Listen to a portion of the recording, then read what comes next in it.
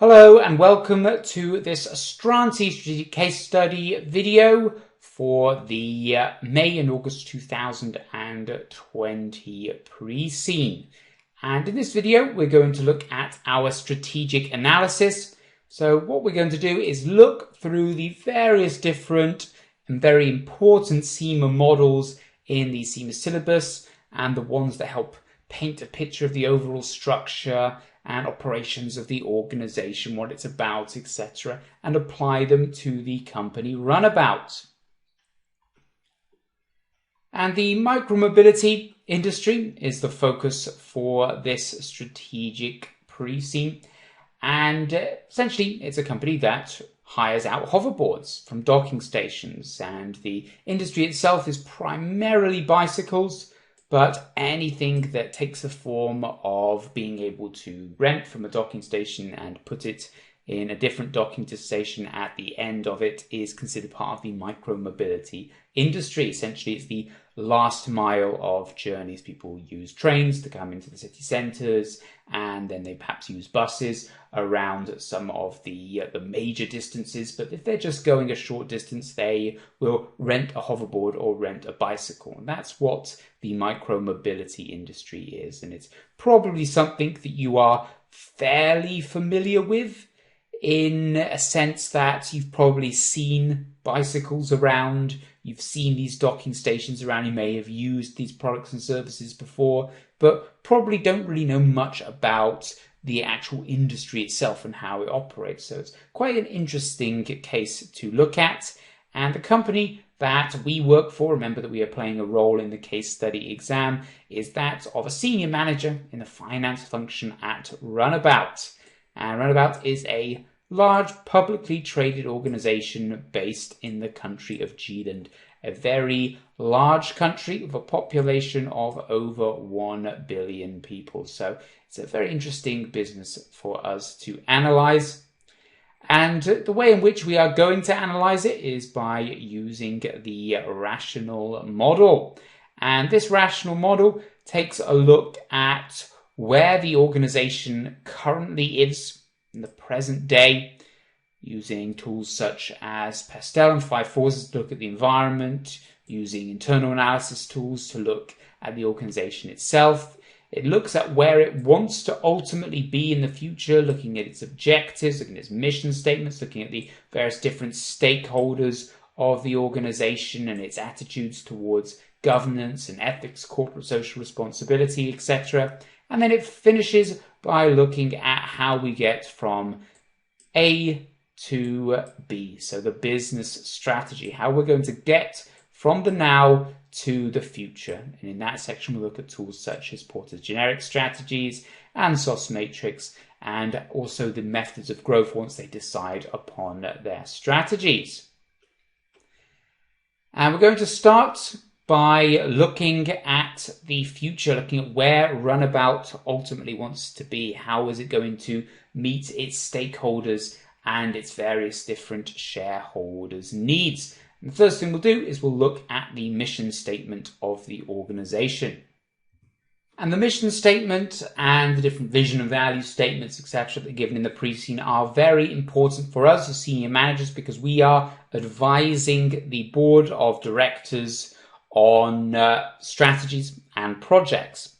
And so we have to keep all these in mind as a basis, as a context, whenever we are building on what we are trying to suggest, because of course what we suggest has to be in line with the overall objectives and the goals and the mission of the organization. This is particularly useful when you are perhaps being given different options in the exam, which often happens, and you have to compare and contrast them. And perhaps one is financially slightly better, but it goes completely against what the organization is trying to achieve. And therefore you can use your information, use your knowledge about the organization, why it exists, who it exists for, etc., to make your case for the other strategy. And the best way of assessing the missions, the objectives of an organization, is to look at the Campbell's mission statements. And he decided that a good mission statement will contain 4 things. And these are purpose, strategy, values, and policies. So when we look at the Runnabout mission statement, we can identify these parts. So the mission statement for Runnabout is that Runnabout's mission is to offer an economical and efficient approach to micromobility. We wish to harness both new and existing technologies to enrich our users' lives whilst creating wealth for our shareholders. So let's take a look at each of these in turn. Purpose. Why does the organization exist? For whom does it exist? Well, there's a couple of stakeholders mentioned there in the mission statement. One was to enrich users' lives, so users, key stakeholder there, and also to create wealth for our shareholders. So there's two stakeholders that have been specifically mentioned within the mission statement. So that also should be in the back of your mind whenever you are creating strategies, you're thinking about strategies. Ask yourself, does this, what I'm about to suggest, does it enrich our users' lives and does it help create wealth for our shareholders? Because if it doesn't do either of those things, then perhaps it's not something that you should be suggesting the organization does. The next part is the strategy. How does the organization compete? The range of businesses it is operating within. Now, we know that Runnabout is a hoverboard sharing service that previously worked in bicycles, but actually in their mission statement, they don't specify that they are just about hoverboards. It actually says an approach to micromobility. So we're thinking about the micromobility market in general here. So we're not limiting ourselves to hoverboards. So if we do choose to re-enter the bicycle market, or we look at going into the scooter market, or any of the other forms of micromobility, our mission statement does allow for that. It's not limiting ourselves to hoverboards. Also, it seems to be that the organization is going to compete by harnessing technology. That's what they want to be, a technology-driven organization. That's how they're going to be competing, both with new technology and existing technologies, to be at the forefront of the market. So for that in mind, we need to make sure that we have systems in place to allow to track developments in technology, to ensure that we are always using the latest technology, to ensure that we're getting the best out of the technology that is available. And then the values of the organization, what it stands for. I've given a few basic examples here, and it's more quite generic: the quality, value for money, innovation, etc. But we can see some values when we look at Runnabout's mission statements. We can see that they want to offer an economical and efficient approach.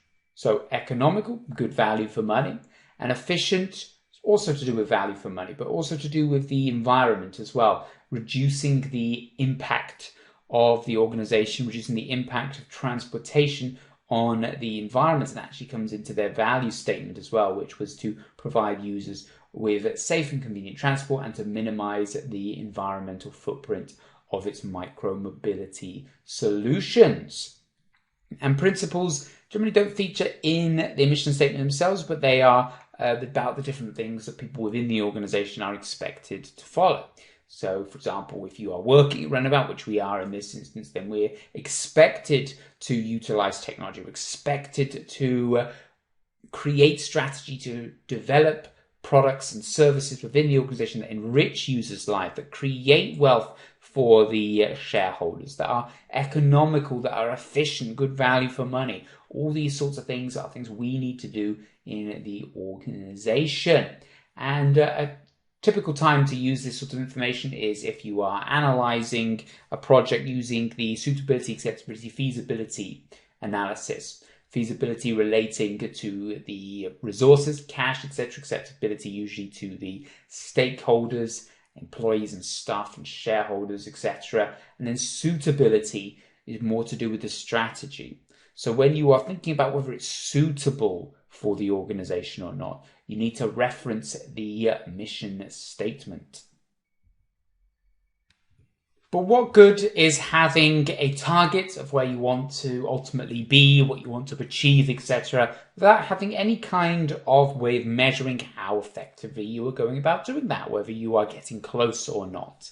And so performance measurement It's also really important here. It's a really important suggestion to make to the organization. There wasn't really any mention about performance measures given in the case, but it's actually really important in order to measure just how well you were doing. And the key one in the CIMA syllabus, it's really important, is the balanced scorecard. The reason for the balanced scorecard is that it does more than just look at the numbers. I mean, yes, it does look at the numbers. It has a financial perspective aspect to it, but it also looks at the internal perspective relating to operations, the learning perspective, often known as the growth perspective, looking at what improvements you've made, what kinds of new innovations have been brought in, and also what do the customers think about the service? Do the customers actually like Runnabout service? What could we do to improve the user experience? How could we help enrich the users' lives, which is one of our key factors within the mission statement? And some classic examples for some of these, ones that could be relevant to, ones that are relevant to the case to Runnabout, are things like the profit, return on investment for investors within the corporation, and also the cash flow as well. What was the cash flow like? We had quite a reasonable amount of cash in the bank in the organization, but we also had very high trade payables. Trade payables were over $7 billion. So we need to think about cash flow. Are we going to run into financial difficulties if there are particularly lean months because we don't have enough buffer income, etc., to tide us over? Thinking about internal perspective, how effectively are we utilizing our staff members? If staff are quite a high cost and we're not using them effectively, then we're going to be losing money. The amount of jobs, internal jobs that we have, are they completed on time? What's the success rate of them? How are they being completed compared with the budget? How satisfied are our staff? How much are we investing in the organization? We're retaining a lot of earnings within the organization. We're paying a fairly low dividend rate, less than 40%. So where is that money going? Is it being reinvested into the organization or not? Think about the learning perspective. How well are we looking to grow and become a better organization? Remember our vision statement, keeping Geeland moving. How well are we keeping Geeland moving? How much investment are we putting into achieving that? With the number of new projects, number of new innovations, what contracts have we signed recently with different towns and city councils? Route analytics as well. How efficient are our routes? Can we find a way of making them even more efficient and moving the docking stations around to different places or putting new ones in prime locations to improve the flow of traffic throughout the city? And the customers as well. We've got over 30 million users at the moment. But remember, the Geeland's got a population of over 1 billion. And we've got 30 million. Well, how about getting some more of those people using our services? If we're going to keep the whole country moving, we've still got quite a long way to go in terms of getting everyone using our products and services. And how many repeat customers are there? How many people sign up for a Runnabout account, use a hoverboard once, and then we never see them again, versus the ones that use them every single day? What kinds of complaints are we getting? How many? We've seen complaints in the pre-scene about the batteries overheating, about ankle injuries, etc. To what extent is that our responsibility, and to what extent can we mitigate the impact of that? So the next section relates to governance. I'll briefly give you an overview of the theory of governance before going on to the specific parts related to the case. So essentially, governance is the way in which organizations are directed, administered, and controlled, with the aim of ensuring that the organization is run in a way that is right for all stakeholders. So essentially, ensuring that a business is run to benefit the stakeholders and society as a whole. So, sounds very good.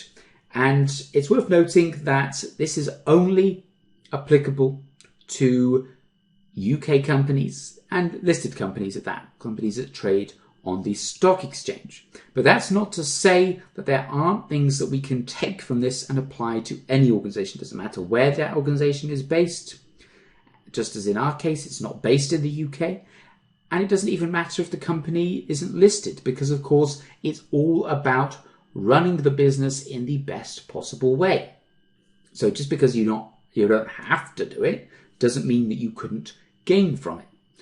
Let's take a look at some of the few key factors from the Code of Governance. What is considered good governance? And that's having a separate chairman and CEO. Of course, the CEO is head of the organization, and the board is ahead of the CEO. And so the CEO runs the organization on behalf of the board, and then the chairman is the head of the board. So if you had a situation where the same person was the chairman and the CEO, they might be setting themselves targets they know they'll be able to achieve. So they're not pushing the company, trying to get the most out of the company, trying to achieve its potential. The chairman is just setting themselves easy targets that they know they'll be able to achieve so they can get their bonuses. Independent non-executive directors. These are people who are not employed by the organization. They sit on the board to, in a sense, act as the control for the executive directors, to ensure that the executive directors are running the organization in a way that is beneficial for stakeholders and not for themselves. This, of course, it goes some way to removing the issues caused with the agency problem. Now, agency problem is essentially where directors are running the organization on behalf of the shareholders. Now, the shareholders own the company, the directors don't, but the directors are in charge of the company. So the directors perhaps aren't necessarily interested in the long-term viability of the organization. They perhaps are more interested in their short-term gains. So they may leverage long-term sustainability, long-term growth for short successes, small successes, so that they can boost the share price of the organization, so that they can boost the dividends paid out to the shareholders and get their bonuses and move on. And so that's the point of the non-executive directors. Non-executive directors also need to be people who are skilled, knowledgeable, not just any old person. They need to know whether what the executive directors are doing is right or wrong. And they have to be firm as well. There's a tendency for independent NEDs to not rock the boat because they're paid quite a handsome stipend for doing it. It's only a few days a year job, and so a lot of them don't bother doing it, or don't bother sort of, standing up, rocking the boat, where of course they have to. That is their job. And one of the main jobs for the NEDs is to sit on the Audit, Nomination and Remuneration Committees. Now, these are 3 different committees that, in a sense, are the essence of what governance is, ensuring that everything is done fairly and ethically. That's the Audit Committee, ensuring that executive directors are not using company funds to fund business trips and golf trips, that the shareholders wouldn't approve of. For example, if an executive director is taking a client to Dubai for 2 weeks to discuss a business opportunity on the company's dime in a 5-star hotel, well, it could have just been a couple of hours meeting at the company's office. That would have been enough. Yet they chose to go on holiday for 2 weeks in a 5-star hotel. That's not an effective, efficient, correct use of company money, and that's the kind of thing that the Audit Committee is responsible for stopping. The Nomination Committee are in charge of selecting people to sit on the board, selecting the executive directors. And this to ensure that the chairman or the CEO doesn't simply bring their son or their daughter or their husband or their wife on board to the company to earn extra money for the family, to give them an opportunity. No, it needs to be someone who is right for the job, someone who is experienced, someone who has knowledge in the industry, and generally someone who is not related to other members of the board, because this, of course, affects their independence, it affects their ability to think, and perhaps increases the chance of them being biased.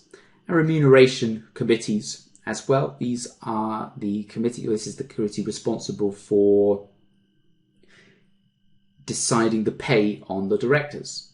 And this is because directors' pay and the list of directors has to be disclosed to the public, and so of course it's important to come across with to come out with a fair level of payment. If the company that you work for is not doing so well, it made X million in losses and it's got to lay off employees, but then it's also found out that the director had a £40 million bonus this year, which was a 20% increase on last year's, then people are going to think, well, why? Why is that director getting a bonus, a raise, when the company has done worse this year than it did last year? The company didn't meet any of its targets. It was supposed to be trying to break even this year, and it made millions in losses, yet you've given the director a bigger bonus than you even did last year. That's the kind of thing that will really frustrate the public, turn the public against the organisation, turn the shareholders against the organisation, turn the other stakeholders, such as the employees, against the organisation. And that is what governance tries to overcome. It's also worth pointing out that governance has a risk management focus, particularly with regards to the audit committee. So the audit committee is often in charge of creating things like risk registers and other things like that ensure that risks are being dealt with.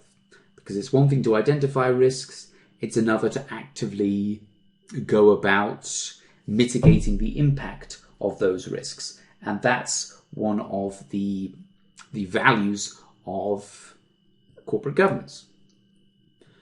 Financial reporting and control, also very important, ensuring that all the statements are done as per the laws of the particular country in which the organisation operates in. Ensuring that directors have all the information they need, because of course they can't really be judged on their decision making if they aren't given the amount of information given. So this system is to ensure that all executive directors are provided with all the information that they need to facilitate good decision making. And with regards to decision making, that all directors are involved in it. And this means even if it means taking, something as simple as a show of hands, just ensuring that everyone is involved. Often, in certain situations, if you've got, say, founders of the company still sitting on the board, the founders are very powerful. Everyone agrees with what the founder says. And that's against governance. The whole point of a board is that there is a consensus amongst a group of people rather than one person making all the decisions. So if that isn't happening, if one person or two people or half the board are far too powerful, then that goes against the point of a board and thus against the point of good corporate governance. And regular meetings with both institutional shareholders and all shareholders at the annual general meeting. Institutional shareholders, of course, being things like your pension schemes and big stakeholders, big shareholders like that. And it's important that we do this because of the fact that they have a lot of money invested within the organisation. If they were to take their money out of the organisation, it could cause a lot of problems with the market because the share price might drop, as people may be thinking that there's something wrong with the organisation or it's on the decline because this major institutional shareholder has decided to take their money out of it. So that is governance from a theoretical perspective. So that's the theory. What does this mean for Runabout and Runabout's board of directors? Well, there is the potential for the agency problem to arise here because we have lots of different people who are not affiliated with the organisation beyond being employed by it. They're not owners in the organisation. But of course, if they had holdings in the organisation, and that would help reduce the agency problem. That's why it's common for shareholders to offer shares to directors in exchange for metrics that, or improving in metrics that relate more to longer term growth rather than short term profitability. But it is a requirement for public companies. Right back at the very, very first page of the pre-scene, it spoke about how there is a code of governance, the GEON Code of Governance, and that public companies are expected to adhere to them. Of course, Runnabout is a public organization. And that's very important because the pre-scene has gone to the length of establishing that there is a code and establishing that all companies must adhere to it. So if we see anything that perhaps doesn't adhere to the code of governance, then that's a potential issue because the organization will have to explain why it hasn't complied with it. And one of the things in the code of governance relates to the number of non-executive chair persons and non-executive directors and the executive directors. And there's a reasonable balance. There's one more executive director than there is non-executive directors plus the chairperson. So they could do with bringing another person on board as a non-executive director just to help out with that balance. They could also do with bringing some wider experience to the board. If you look at the pre-scene and you look at the non-executive directors in particular, they're all very similar. One was an accountant, one was in financial management, one worked for a transport company. But there's not really a big range there from different walks of life, from different fields of expertise, etc. It's all quite finance and transport focused. And perhaps there is an alternative approach, something outside the box that's not being thought of because we haven't brought in someone from a completely different industry, such as the pharmaceutical industry or something like that. And the purpose of these non-executive directors is to review and check board decisions. So at the same time, perhaps it is useful to have people that are versed in the specific industry so they can check the decisions effectively. And one thing to mention is that the Code of Governance suggests that every sort of 5 years or so you do perhaps look at refreshing your board because perhaps some ideas have gone stale, etc. And there are some people that have been there for quite a long time. So Alan Peters, the Director of Operations, has been there for 5 years now. And so it could be that we consider whether or not that the Director of Operations needs to be replaced. But of course, if they are definitely the right person for the job, then we can carry on with that. And there is a chance, speaking of Alan Peters, a chance of certain directors with a bit of a conflict of interest. And of course, as a board member, you have to be completely objective and be all about in the best interests of the organisation and not playing on any kind of personal relationships or anything like that. And he did work for the Western City Council, which of course is one of the cities in which we operate. So there is a potential risk of conflict of interest. And it's not to say we can't deal with the board of the council board at Western City Council, but it does mean that perhaps Alan Peters needs to excuse himself from those meetings because of that pre-existing relationship. They do have a risk, remuneration and audit committee, and those are very important, but they don't have a nomination committee. And the nomination committee is very important for ensuring that the right people with the right skills, the right competencies, the right level of experience are appointed to the board, and also help with succession planning, which is one of the risks in the pre-scene. There's no mention of who is in line to replace any of these different directors. And that can have a real impact on the share price if a director suddenly leaves the company. And on the subject of share prices and shareholders, etc., there's also no talk of meetings, despite the fact that, again, it's very important, it's a key part of the Code of Governance to have regular meetings with institutional shareholders and also an annual general meeting once a year with all shareholders. So thank you for watching this video. I hope you have enjoyed it and more importantly you have found it useful. I'd like to finish by just telling you a few things about the products that we produce here at Astranti and the ones that are part of our course. So these materials can all be purchased as part of the course or purchased individually. So we have our study text. We have 3 study texts for all the objective test exams. So 3 study texts for E1, P1, F2, F3, etc. But we also have the study text specifically for the case study exams, split into 2 parts. The first is about how to approach the exam, how to analyze the information, how to plan your answers, how to write your answers, and also the second part, which looks at the key theories from the objective test levels that are relevant to the particular case study. So if you are looking at P2, F2, E2 for the management exam, F3, P3, E3 for the strategic case study exam, and so on. We have our course videos, which look at how to plan your answers, how to manage your time effectively. These are the key reasons why people fail the exam. We have our pre-scene analysis, which looks at the pre-scene in a lot of depth, applies key information to that, and also concludes with the strategic analysis, where we look at the various different models in the CIMA syllabus and apply them to the case, and also the top 10 most likely issues to arise in your exam. Generally, we have a 70 to 80% accuracy rate on our top 10 issues. Our industry pack, which details in great depth the history and the current contemporary issues within the particular industry that the pre-scene is based on. We also have 20 to 25 industry examples that you can use within your answers.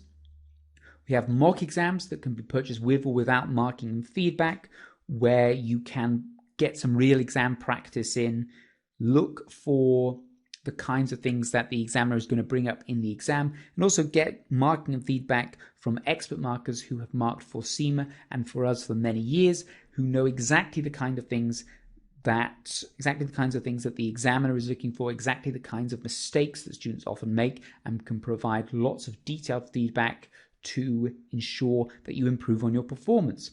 We also have our master classes, which are 2 day-long classes which look at all the key issues facing students in the exam. We will also go through live planning, showing you how to plan your answers effectively, how to write your answers effectively. Again, key things that cause people to fail the strategic case study exam, or any of the case study exams for that matter. And also, if you do sign up for our course, provided that you have filled out your forms, provided that you have submitted your mocks, provided you have done everything to show that you have really given it your all to try and pass this exam, we also offer a pass guarantee, giving a free resit to anyone who fails the exam.